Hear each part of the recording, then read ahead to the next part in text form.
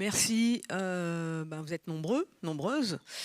Donc, je vais vous présenter la politique du court-métrage d'Arte, et notamment d'Arte France, c'est là où je travaille. Donc, comme vous le savez, Arte est une chaîne franco-allemande à vocation européenne, de plus en plus de vocation européenne, notamment sur arte.tv. Et donc, avec nos camarades allemands, on s'est partagé le monde pour que ce soit un peu plus clair, notamment pour les producteurs et les réalisateurs de à qui envoyer quoi. Donc, du côté d'Arte France, nous, on s'occupe de tout ce qui est au niveau des achats de fiction, des films francophones, à l'exception des films qui ne sont pas francophones, mais qui ont un producteur français. Et les Allemands s'occupent du reste du monde. Pour les films d'animation, Arte France s'occupe du monde entier, sauf les germanophones. Et pour les moyens-métrages, du monde entier, sauf les germanophones. C'est comme ça qu'on s'est partagé le monde. Voilà, donc vous avez normalement reçu une petite plaquette qui résume ça, mais de toute façon, on va voir ça ensemble. Donc, les courts-métrages sur Arte sont diffusés dans court-circuit. À l'antenne, mais vous êtes jeune, donc je pense que vous ne regardez pas l'antenne, c'est le samedi à minuit. Et puis, sur arte.tv, eh ben, c'est à tout moment à partir de vendredi soir minuit, je crois. Voilà, donc la politique du court-métrage sur Arte, clac. Donc le magazine Court-Circuit, on en a parlé. Alors, il y aura des questions-réponses à la fin de la présentation, mais si jamais vous avez une question qui vous brûle les lèvres, agitez la main, mais fortement, parce que comme j'ai 2 projecteurs dans les yeux, ou alors dites, s'il vous plaît, voilà, n'hésitez pas à m'interrompre, mais ne vous inquiétez pas, il y aura un temps de questions-réponses, et je vous encourage à poser toutes les questions possibles, parce que après c'est difficile de m'avoir. Hop. Donc déjà la bande-annonce de Court-Circuit. Il y a tout qui change. Et c'est plus pareil, tu vois. Le plus important, c'est l'amour.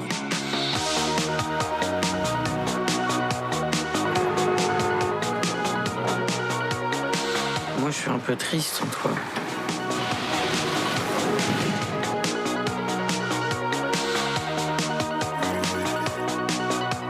Mais la vie, c'est aussi apprendre à danser sous la pluie.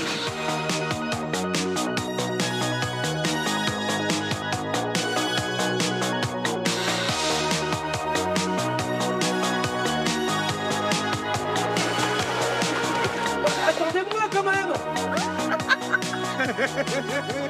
C'est juste un extrait. Ça donne envie.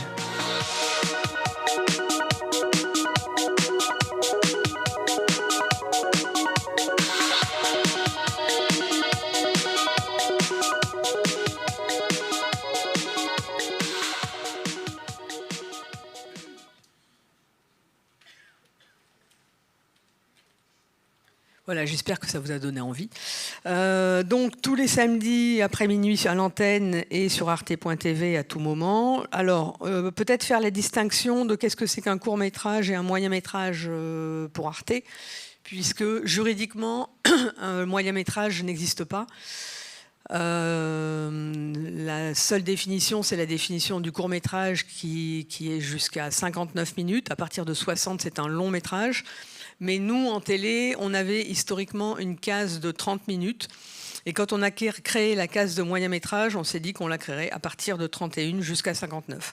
Donc tous les courts-métrages jusqu'à 30 minutes sont diffusés dans Court-Circuit. À partir de 31 minutes, sont diffusés dans la case moyen-métrage juste derrière Court-Circuit, quand on est à l'antenne. Et sur arte.tv, il suffit de taper le titre du moyen-métrage. Alors, donc nous avons une politique d'achat de court-métrage et moyen-métrage. Dès que le film est terminé, dès que vous avez réalisé un film et qu'il est terminé, vous pouvez le poster sur notre plateforme et il sera vu et vous aurez une réponse type, mais tout le monde a une réponse. Donc, on achète des courts-métrages récents. Bon, pour l'année 2025, c'était l'année 2024-2025. Donc, des fictions francophones, de l'animation du monde entier, sauf germanophone. Nous n'achetons pas de documentaires. Parce qu'en fait, les courts-métrages dépendent de l'unité cinéma d'Arte France et qu'il y a une unité documentaire et qu'il y a une case de documentaire de création qui s'appelle La Lucarne et qui est dans l'unité documentaire. Donc nous, on n'achète pas de documentaire. Il y a quelques exceptions en animation où on frôle le docu animé. C'est les seules exceptions. Et donc, je vous l'ai dit, Arte Deutschland, donc nos camarades allemands, achètent les fictions non francophones et l'animation germanophone. Pour les moyens-métrages, pareil, c'est donc des moyens-métrages assez récents. Et donc, le monde entier, sauf les germanophones pour nous, et l'Allemagne, plutôt les germanophones. On a aussi donc ça, c'est vraiment film terminé. Vous postez votre film sur la plateforme Arte et il est vu et vous avez une réponse sous 2 mois. Après, il y a la possibilité des préachats, donc sur scénario. Donc, là, ça se corse. Pour pouvoir proposer un scénario à Arte, il faut avoir obtenu une aide sélective de financement. Donc, soit une aide du CNC, soit une aide en région, en département, dans une ville, ou dans un pays coproducteur. Par exemple, je ne sais pas, je dis n'importe quoi, un film produit avec le Maroc, il y a une aide au Maroc, cette aide compte, vous n'avez pas besoin d'attendre une aide en France. Donc une seule aide suffit, mais il faut quand même une aide. Et c'est une aide sélective à la production. Donc les aides à l'écriture et au développement ne comptent pas, tout simplement parce qu'on est une chaîne de télé, que nous, notre métier, c'est de diffuser et qu'on ne peut pas attendre des mois supplémentaires d'attendre qu'il y ait une aide à la production. Ce n'est pas possible, il faut qu'on diffuse le plus rapidement possible. Donc les aides à l'écriture et au développement ne comptent pas pour présenter un projet. Pas de questions à ce stade? Ça va, je regarde de tous les côtés. Non. Alors, donc nous avons depuis 2 ans maintenant créé une plateforme d'accueil des projets. Donc il suffit de taper projet Arte et vous avez cette plateforme avec les différentes unités de programme d'Arte. Et nous, on a un onglet spécifique court, moyen métrage et séries courtes humoristiques. Et sinon, vous avez évidemment l'unité documentaire, l'unité art et spectacle, l'unité numérique, voilà. Donc un dossier complet doit être envoyé. C'est le dossier à peu près type du CNC, si certains ont déjà déposé un dossier au CNC. Donc avec donc la durée estimée, la date prévisionnelle de tournage, un synopsis court, un scénario, note d'intention du réalisateur, mood board, des planches graphiques pour de l'animation, un plan de financement, un devis estimatif, CV des réalisateurs, des producteurs et une copie de la lettre d'obtention de l'aide. Et si possible, si vous avez déjà réalisé un film, même un film d'école, un lien vers le film réalisé. Donc un dossier complet. Alors, il faut savoir que, vu l'âge du capitaine, c'est-à-dire le mien, je lis encore sur papier. Donc, en plus du dossier PDF que vous allez poster sur Arte Projet, on va vous demander d'envoyer un dossier papier parce que le capitaine est vieux, enfin plutôt vieille, et donc elle lit encore sur papier. En tous les cas, la première version, je la lis encore sur papier. Je lis mieux sur papier, mais c'est une question de génération. Par contre, on a des lecteurs... Pardon, on a des lecteurs et eux lisent, ils sont beaucoup plus jeunes, et eux lisent sur PDF. Et donc la réponse est sous 2 mois, pareil, sous 2 mois maximum. On répond à tout le monde, mais une lettre type. Pas de questions à ce niveau-là? Non. Bon. Alors, les tarifs. Donc, on a une politique d'achat de court-métrage à 650 € la minute, Au niveau mondial, on va dire que la France a la chance d'acheter le prix le plus haut du monde, que ce soit France Télévisions, Canal+, Arte.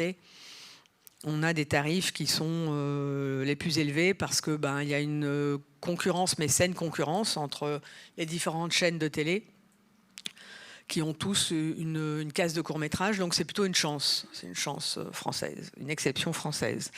Donc 650 € la minute, c'est plutôt un bon tarif. La durée des droits est de 18 mois, donc évidemment à ce tarif-là, c'est des droits exclusifs. Et on rajoute, ça c'est historique, on rajoute 500 € pour les droits non linéaires. Donc ça veut dire les droits Arte.tv, YouTube, etc. L'exclusivité, elle est sur la France, l'Allemagne et les territoires ultramarins. Après, on a un replay de 60 jours, plus un an en non linéaire, histoire d'avoir les films le plus longtemps possible sur Arte.tv. Alors, par contre, on a aussi, depuis quelques années, une politique d'achat non linéaire, donc web only. Là, les tarifs dégringolent. Donc, c'est plus des tarifs antennes, c'est des tarifs uniquement web. Et c'est, au lieu d'avoir 650 € la minute, c'est 600 € le film. Donc là, ça chute. Et pourtant, on s'est placé le plus haut du marché actuel. Alors, évidemment, à ce tarif-là, on n'a pas des exclusivités.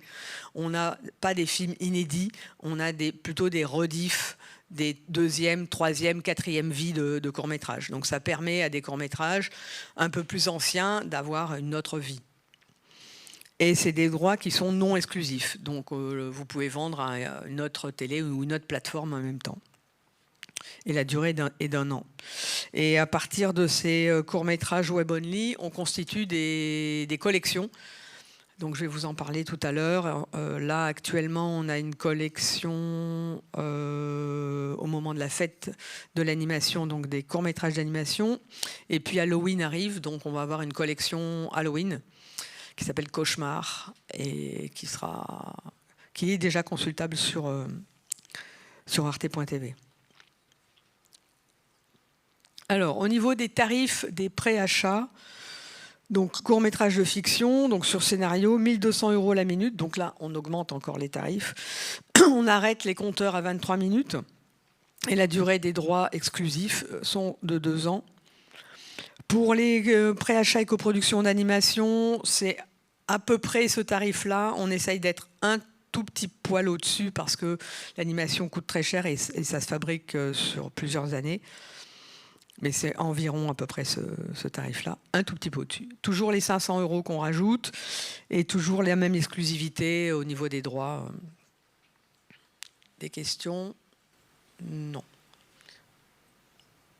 Alors, les moyens-métrages. Pour les achats, donc, moyen-métrage, je vous rappelle, à partir de 31 minutes jusqu'à 59. Donc, on a un prix forfaitaire de 21 000 € le film, avec une durée de 18 mois, avec une exclusivité, toujours pareil. Voilà.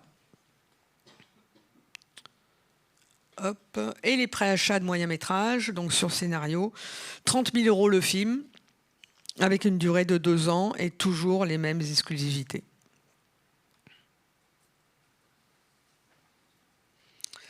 Donc, sur la plateforme, puisque j'imagine, vu votre âge, que vous allez plutôt sur la plateforme ou même sur YouTube, donc on a tous les courts-métrages qui peuvent être visionnés et les magazines compilés également sur Arte.tv et également les petits sujets que l'on fait autour des courts-métrages, puisque quand un court-métrage est préacheté, il y a toujours un sujet qui l'accompagne, donc soit un sujet, un making-of, soit une interview du réalisateur, soit on demande à un spécialiste, par exemple un psychologue, un sociologue, un historien, etc., de regarder le film et de venir nous en parler avec son regard de spécialiste.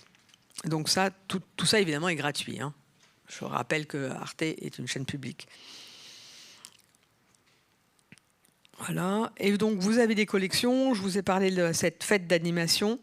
Donc on a fait une belle collection de films qui ont été multiprimés dans le monde entier, avec les sujets qui les accompagnent, soit des making-of, soit des interviews. Donc là aussi, c'est en ligne. Vous pouvez les découvrir. Hop.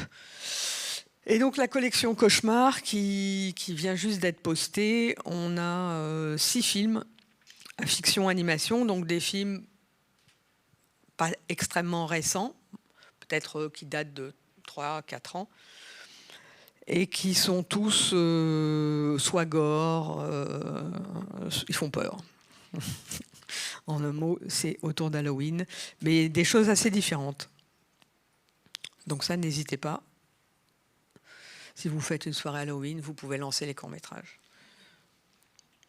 Alors, donc je vous ai dit, on a vocation à être de plus en plus européen.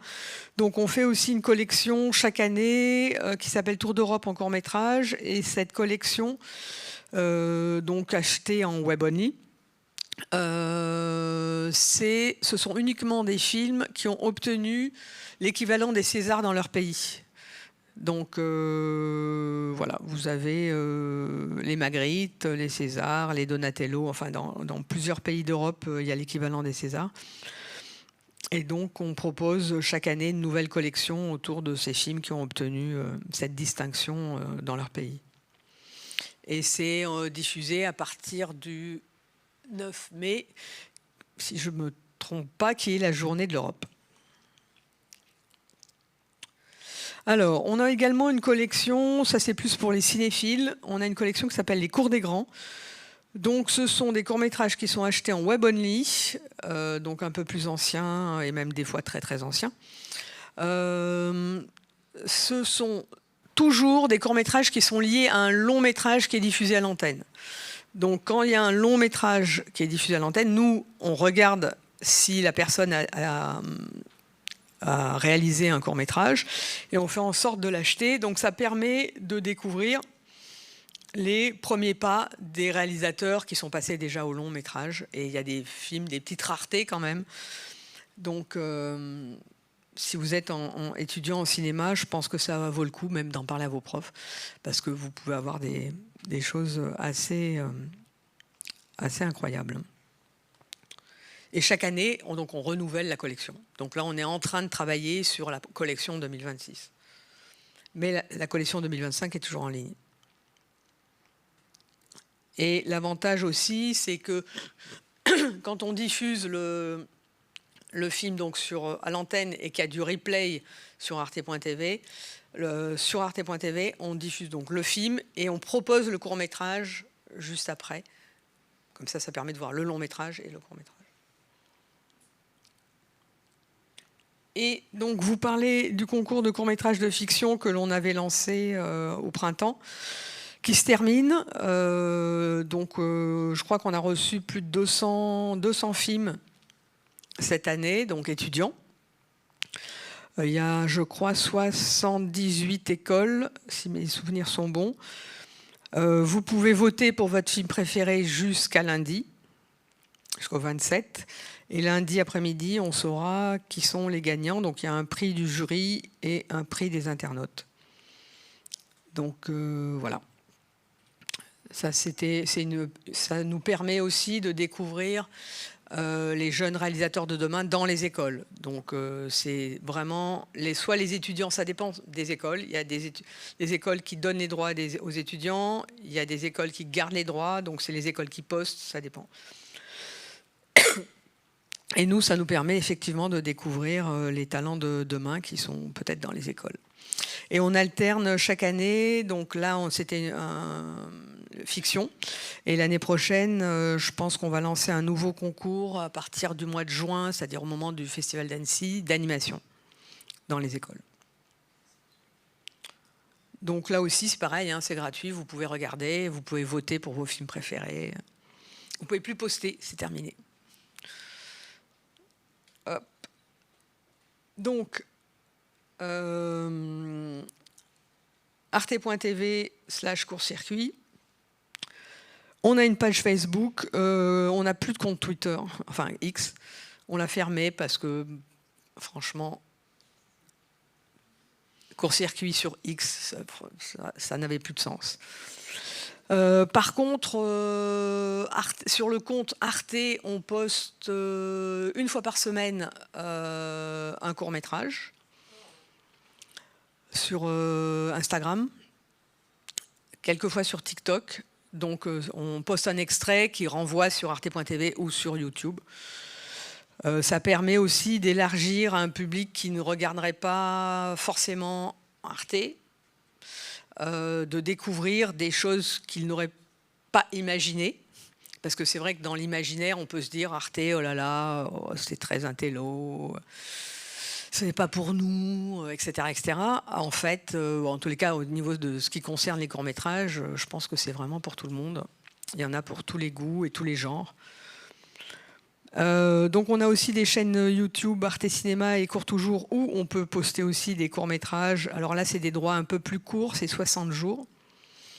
Et on a une newsletter mensuelle à laquelle vous pouvez vous abonner pour avoir les infos. Par exemple, quand est-ce qu'on lance un nouveau concours. Voilà. Donc je vous ai un peu tout dit rapidement. Donc je vous remets la page d'accueil des projets. Vous avez des questions? Vous êtes muet? Muette. Alors, quelque chose qui est troublant, je dirais. L'âge moyen d'Arte à l'antenne, ça fait peur, c'est 66 ans.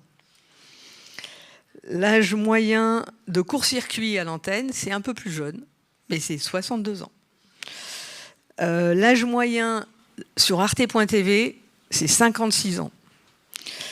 L'âge moyen sur YouTube, toutes chaînes confondues, c'est 37 ans. L'âge moyen sur Arte Cinéma, c'est 42 ans. Et l'âge moyen sur Court Toujours, donc là où il y a le plus de cours, c'est 32 ans. Donc voilà, c'est notre réalité. C'est-à-dire que c'est pour ça qu'on fait aussi beaucoup d'efforts, parce qu'on sait très bien que les jeunes générations ne regardent pas la télé, que arte.tv, c'est pas un réflexe pour les jeunes générations. Donc c'est pour ça qu'on a fait aussi des chaînes YouTube et qu'on fait aussi des posts sur Instagram et sur TikTok pour essayer de capter les jeunes là où ils sont et de leur faire découvrir des choses qui peuvent tout à fait les intéresser. Par exemple, l'année dernière, on a fait un carton absolu avec les belles cicatrices. Je crois qu'on a fait... ça a commencé sur TikTok. Je crois que c'était un piratage sur TikTok. Et donc, du coup, quand Arte s'est aperçu qu'il y avait un piratage sur TikTok, donc ils ont posté officiellement sur TikTok, qui renvoyait donc sur arte.tv et sur YouTube. Et au final, il y a eu plus de 5 millions de vues. Donc, c'est un court-métrage qui peut-être que vous avez vu, qui est un court-métrage d'animation, qui était vraiment un premier film hors école et qui a vraiment, vraiment cartonné. Voilà. Je vais vous inviter à poser des questions. Je peux encore parler, hein, mais... Oui. Je crois qu'il y a un micro qui va circuler.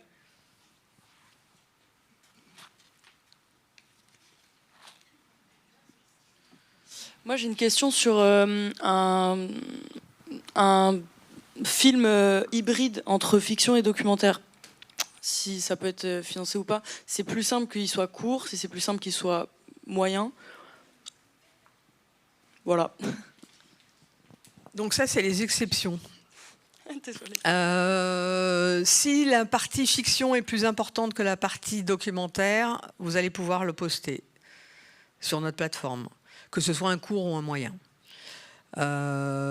Si la partie documentaire est plus importante, on va le considérer comme un documentaire. Donc vous n'allez pas pouvoir le poster. Ok. Est-ce que c'est suffisamment clair? Complètement, complètement. Et du coup, pour quelque chose qui serait déjà produit à moitié et qui serait par exemple en post-production, est-ce qu'il y a un... Alors ça, c'est dans la politique achat. Donc il faut soit vous prenez le risque de le poster en n'étant pas terminé, en le signalant évidemment, mais c'est un risque parce que il faut savoir que chaque année, on reçoit plus de 1300 projets Alors exactement l'année dernière, 974 propositions en achat et 329 propositions en préachat. Donc c'est énorme. On en achète environ 30 achats, 30 préachats. Donc on fait beaucoup plus de malheureux que d'heureux. Donc si votre film n'est pas encore fini en post-prod, c'est à vous de prendre le risque, parce que vous ne pourrez pas le reproposer 2 fois, de vous dire le film est suffisamment génial pour qu'il l'achète en le voyant non terminé, ou on prend le temps de le terminer et on le poste après. Mais de toute façon, ça sera toujours dans la politique achat et pas dans la politique pré-achat. Donc en soi, c'est quand même plus intelligent de le finir en post-production s'il est produit déjà par une boîte de prod. Moi, je pense. Ok, bah merci beaucoup. Parce que vraiment, on reçoit énormément de films. On est repéré pour ça. La plateforme, je pense, a beaucoup aidé.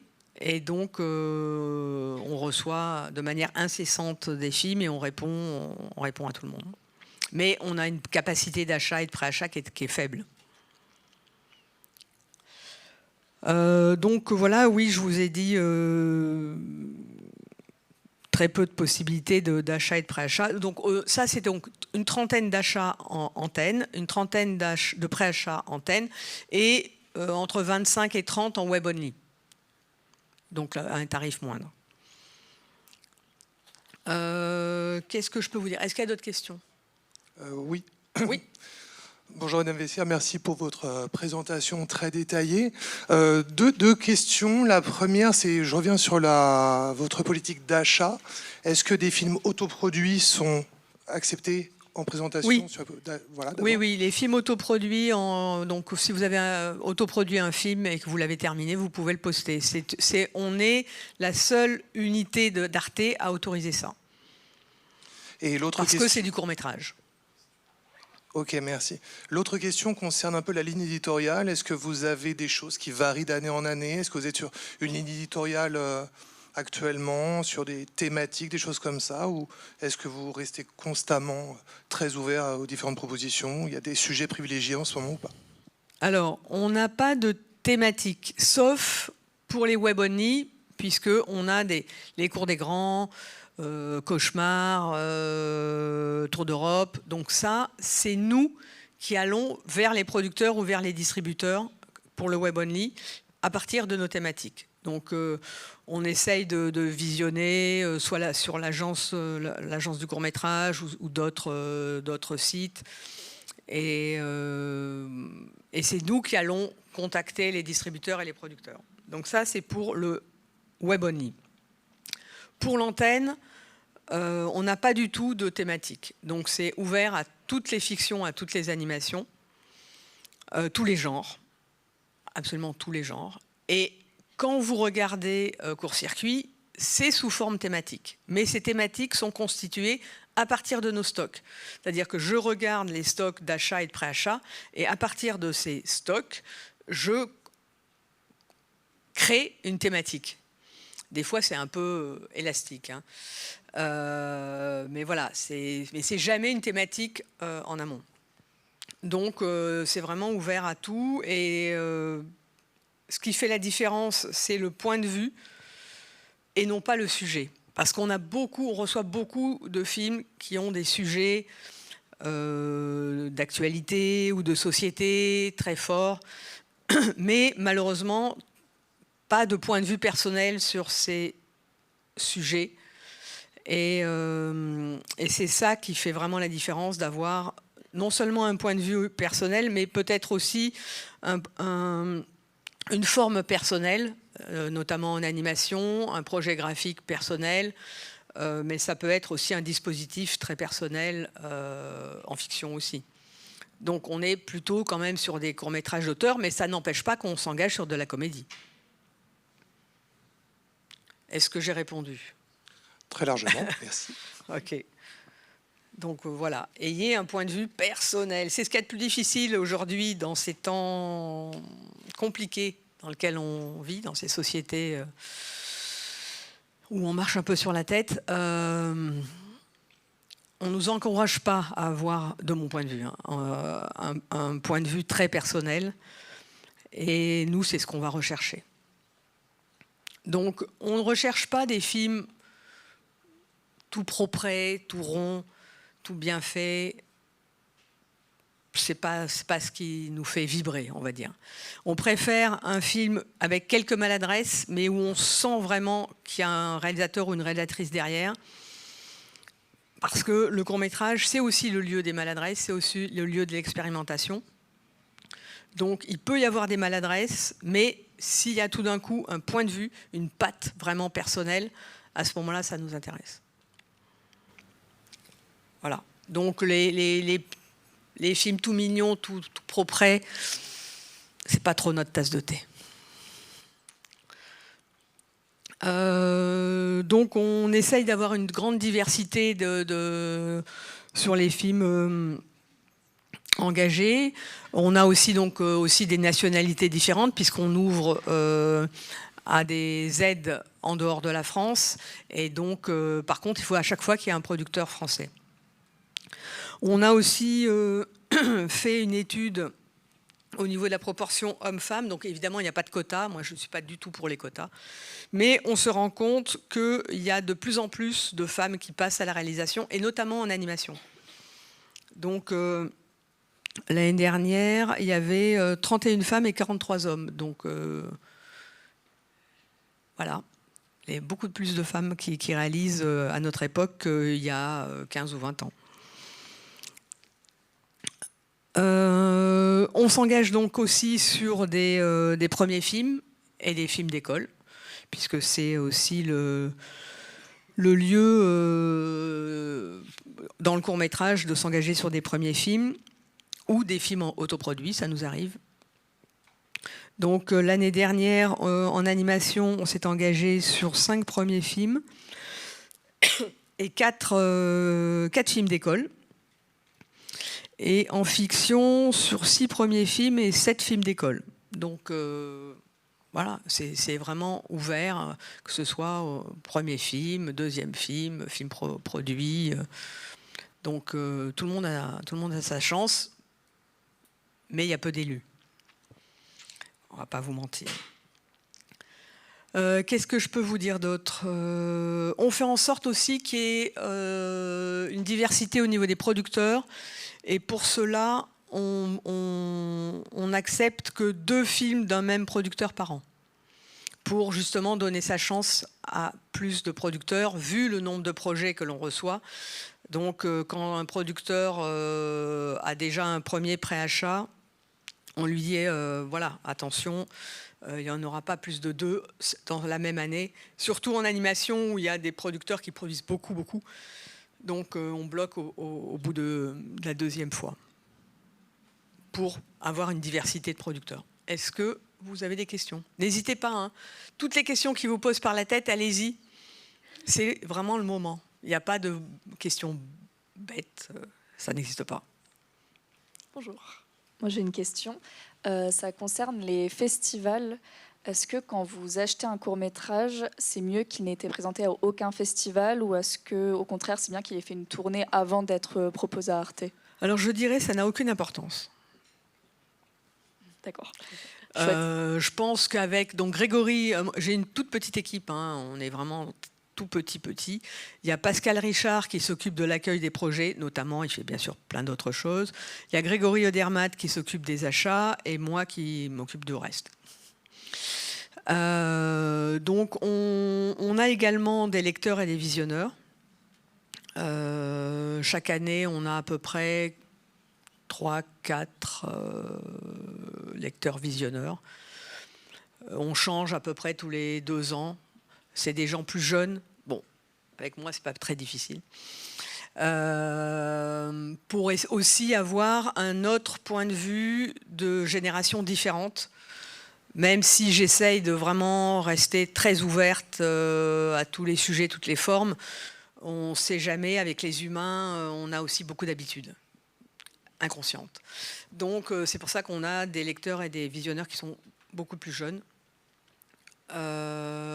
Et on pense qu'on sait visionner et lire. Donc, que ce soit un film qui ait été dans un festival ou qui n'a pas encore commencé sa carrière, je pense qu'on est à même de détecter le potentiel du film. Donc, ça, c'est vous qui décidez, soit votre producteur, parce que c'est généralement plutôt le producteur qui décide, hein, en relation avec le réalisateur, de faire d'abord une carrière, un début de carrière en festival et après d'envoyer son court-métrage, ou alors de l'envoyer directement. Ce qui se passe aussi, c'est que sur certains festivals, on prend de l'avance, nous. Je donne un exemple, Clermont-Ferrand, le plus grand festival, hein, au monde. Dès que la sélection sort, on regarde quels sont les films que l'on n'a pas déjà vus, qu'on ne connaît pas, qui ne sont pas déjà sur notre chaîne, France Télévisions, Canal, etc. Et on contacte directement les producteurs pour savoir s'ils veulent nous envoyer un lien pour qu'on puisse le visionner et l'acheter. Donc, quelquefois, pour certains festivals, on prend de l'avance et c'est nous qui allons demander à vos producteurs parce qu'on est rapide au sein de l'équipe, mais après, on est Arte et Arte, c'est une grosse machine.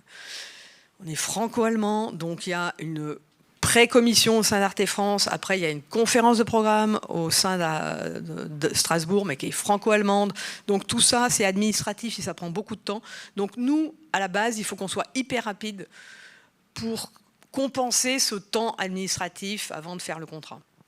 Donc il peut tout à fait vous arriver que qu'on appelle, surtout au niveau des achats, donc c'est Grégory qui contacte directement soit le distributeur, soit le producteur en disant « on a vu que votre film était sélectionné à Clermont ou je ne sais pas où, et est-ce que vous souhaitez nous l'envoyer ou non ?» Voilà. Donc ça peut arriver. D'accord, merci. Bonjour. J'aurais voulu poser une question par rapport au processus, non pas d'achat, mais de sélection des films, oui. Que ce soit pré-achat ou achat.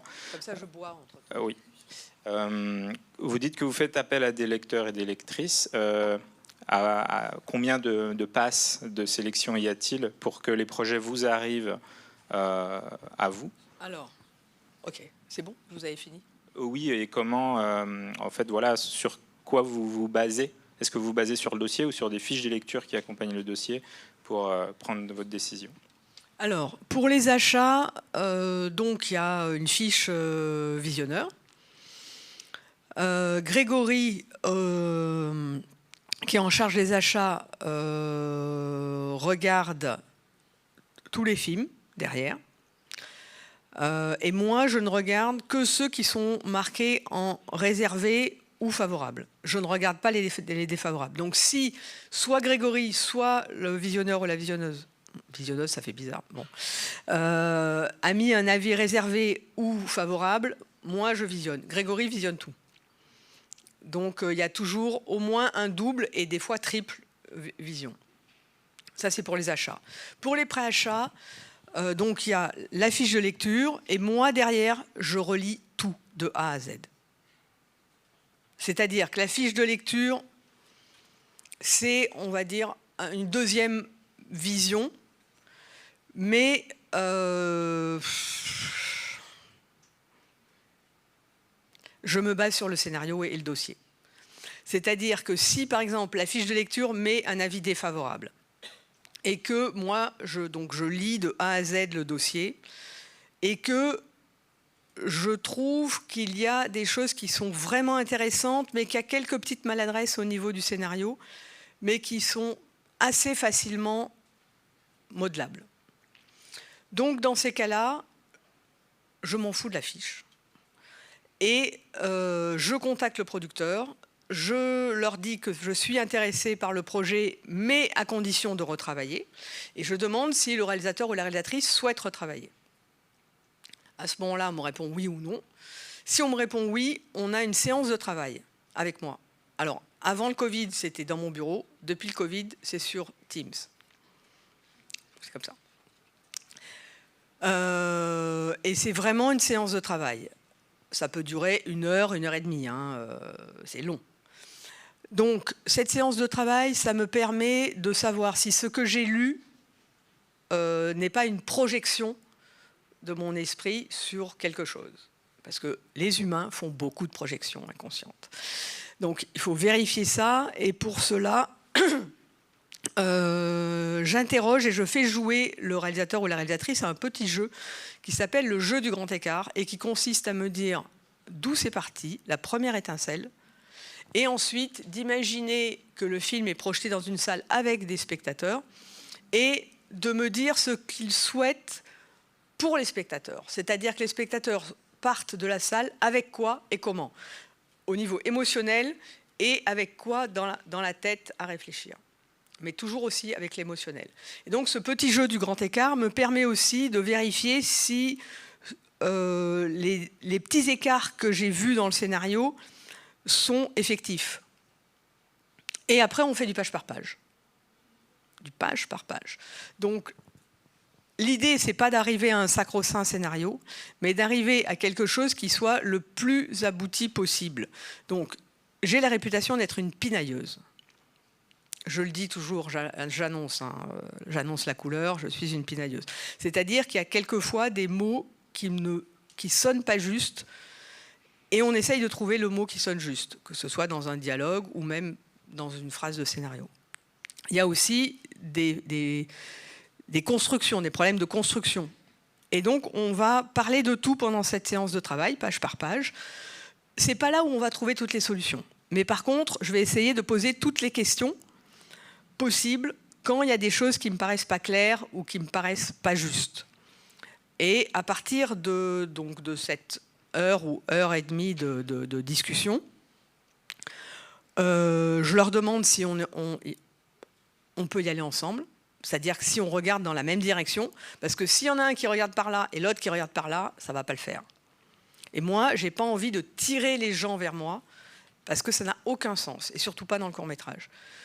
Donc, à ce moment-là, on se dit, ben, oui ou non. Ça peut m'arriver d'avoir des noms, c'est rare, mais ça peut m'arriver. Et dans ces cas-là, il vaut mieux se quitter à l'amiable, quitte à ce que j'appelle mes camarades de France Télé ou de Canal, ou de leur envoyer un mail et de leur dire, tiens, il y a un projet qui est intéressant, moi je ne suis pas la bonne personne pour les accompagner, mais peut-être que vous êtes la bonne personne. En moyenne, c'est plutôt du oui. Donc je laisse aux personnes, il y a toujours le réalisateur et le producteur en même temps dans cette discussion.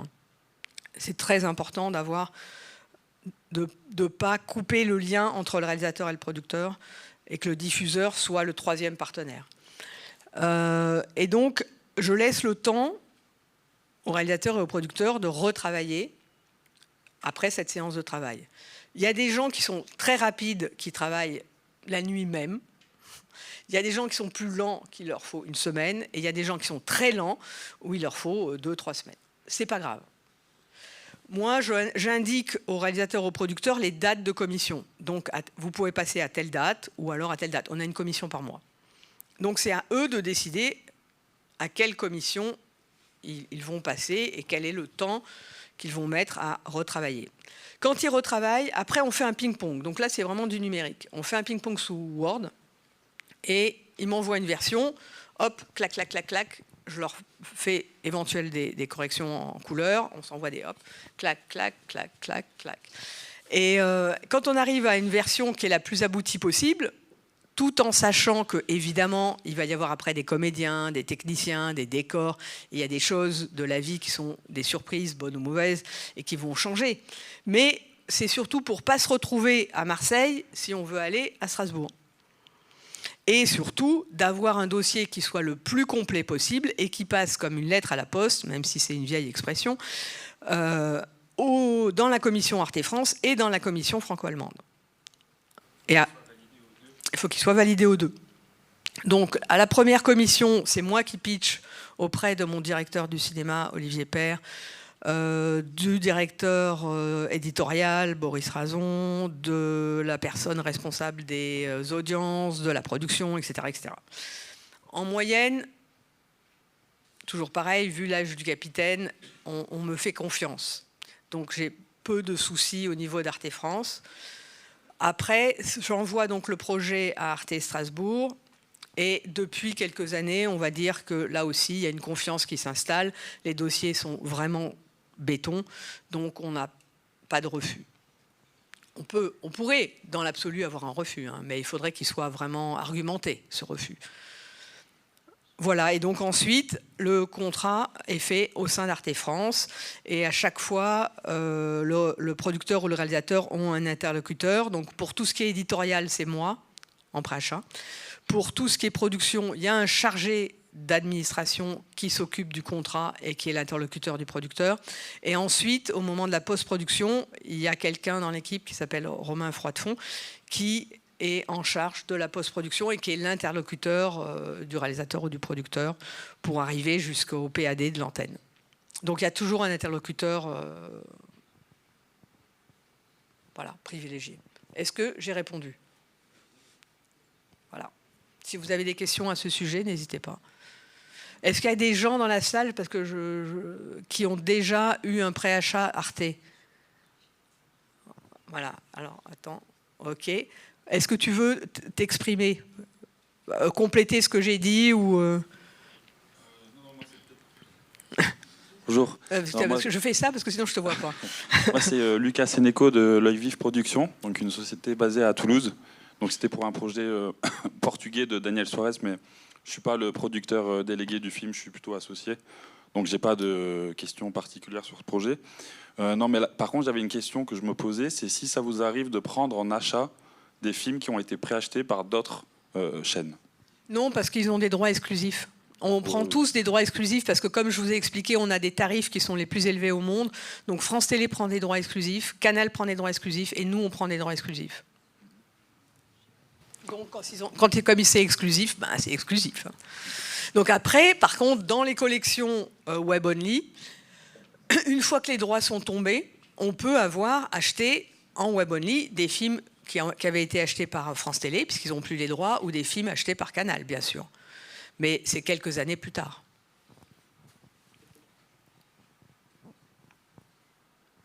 D'autres questions? Donc il n'y a personne qui a eu un préachat Arte pour avoir l'avis du réalisateur ou du producteur. Bon, tant pis. Vous verrez, ça aurait été bien de voir si je les ai martyrisés ou non. Je pense pas, mais bon, on ne sait jamais. Il y a des films Arte qui sont en compétition ici ou hors compétition. Vous allez interroger les producteurs. Pas de questions? Peut-être une question concernant la durée. Je sais que vous achetez aussi du moyen métrage. Il me semble qu'il y a aussi du moyen métrage. Est-ce que ça fait partie d'une sélection à part, d'un programme à part, ou bien c'est la même... Alors c'est 2 cases. En télé, on parle en cases. C'est un peu moche, mais c'est comme ça. Donc on a la case court métrage et la case moyen métrage. Et on a des budgets différents pour ces cases. Donc en fait... tant qu'on a du budget moyen-métrage, on achète des moyens-métrages.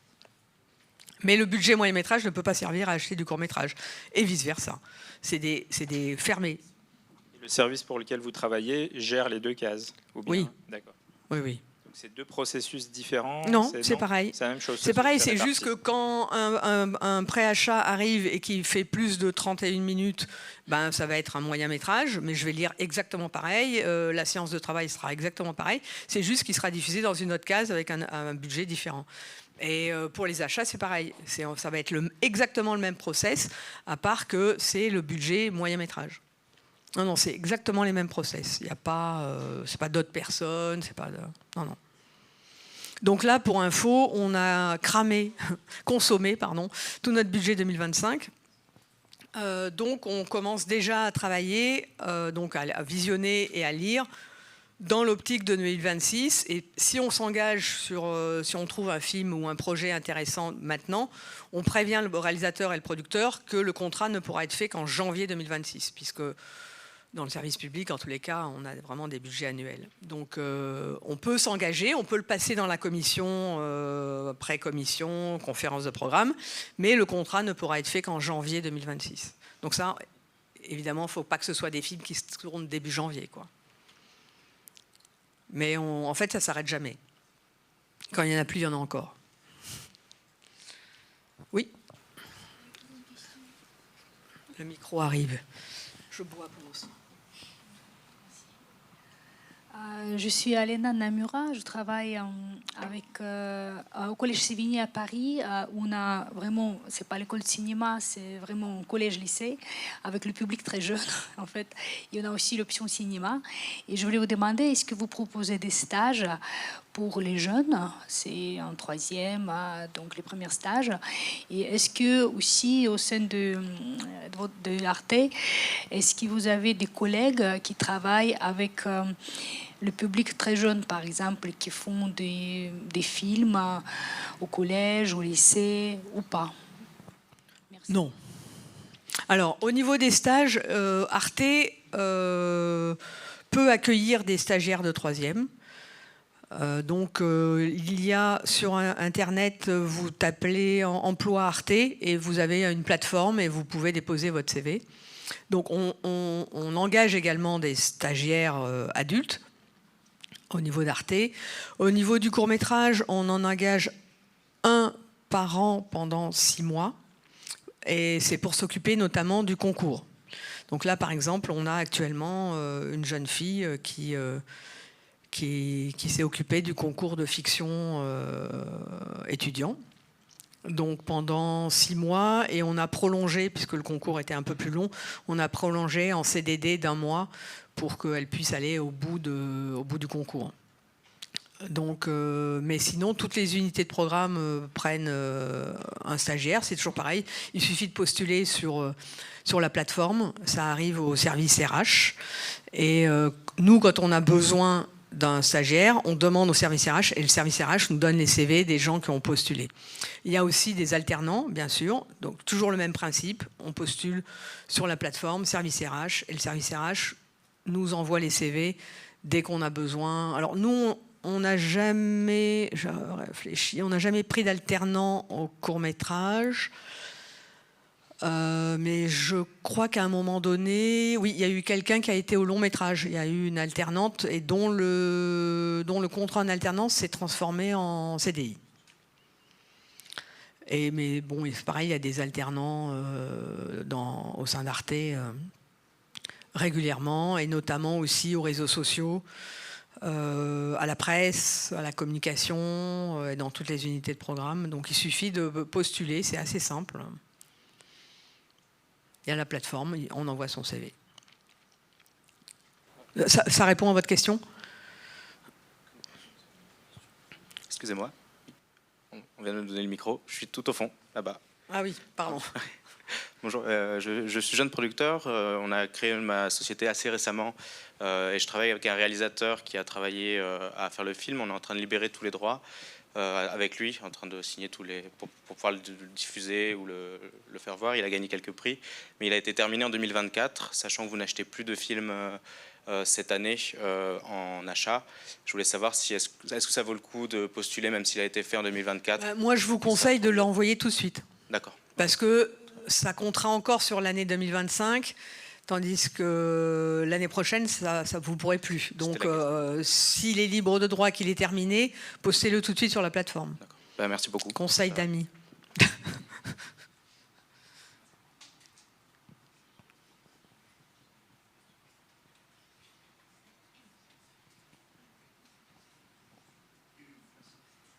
Bonjour.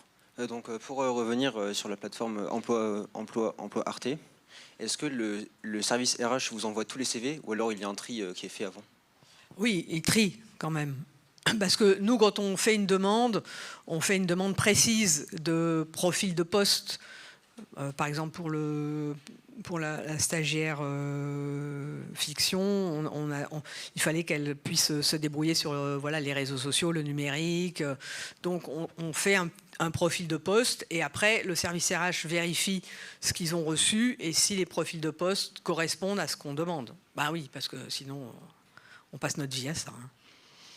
Oui, le service RH fait son travail et trie les CV. Mais il y a pas mal de... Alors après, là, on vient de déménager. C'est vrai qu'on a moins de place. Mais bon, on est à l'ère des espaces partagés. Donc, c'est vrai que dans les anciens locaux, la stagiaire avait sa propre table, on va dire, et son ordi fixe.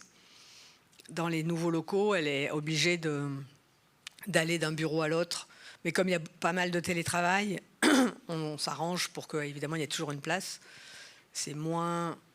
Bon, il paraît que les jeunes, ça ne leur pose pas de problème de se balader avec leur ordinateur. Nous, les vieux, on n'aime pas trop ça. On aime nos habitudes. Mais c'est vrai que ouais, les stagiaires dans les nouveaux locaux ont un ordinateur, évidemment, mais peuvent se déplacer d'un bureau à l'autre. On gère à peu près ça pour qu'il n'y ait pas de malaise et qu'ils ne savent pas où se mettre. Ils arrivent le matin, ah mince, on arrive à gérer ça. Voilà.